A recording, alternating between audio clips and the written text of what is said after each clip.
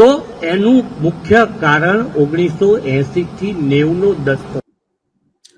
તો આ ભૂષણ ભટ્ટ વાત કરે છે બીજા વિસ્તારોને કેમ જોવું પડે, પણ ખાડિયામાંથી 8 થી 10,000 કુટુંબો છોડીને હમણાં 5 વર્ષમાં હેરિટેજ સિટી જાહેર થયા પછી છોડીને જતા રહ્યા છે, કેમ ગયા એ સવાલનો જવાબ એ આપતા નથી। પણ બીજા વિસ્તારોમાં જે કોંગ્રેસ સમયમાં જે કોમી તોફાનો થયા હતા એની વાત કરે છે, કોમી તોફાનોથી લોકોને ભડકાવે છે, પણ પોતાના વિસ્તારમાં શું થયું હતું એની વાત કરવા તૈયાર નથી। અને આ બધું જ જે કારણો છે હાર પૈકીના એમાંના, અને બીજું વારસાગત સૌથી વધારે છે કે અશોક ભટ્ટ અહીંયા વર્ષો સુધી ચૂંટાયા હતા અને ત્યાર પછી ભૂષણ ભટ્ટને ટિકિટ આપવામાં આવી, એ પણ દોઢ વખત ચૂંટાયા હતા, એક વખત પેટા ચૂંટણીમાં અશોક ભટ્ટના અવસાન પછી અને બીજી વખત ફૂલ ટર્મ।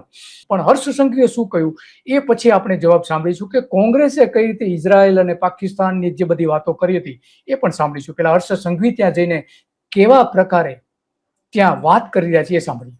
આજે ખાડિયાની આ પવિત્ર અને ક્રાંતિકારી ધરતી પર ઉભા રહીને સૌથી પહેલા જનસંઘના પાયાના પથ્થર એવા સ્વર્ગવાસ્ય અશોકભાઈ ભટ્ટને હું વંદન કરું છું।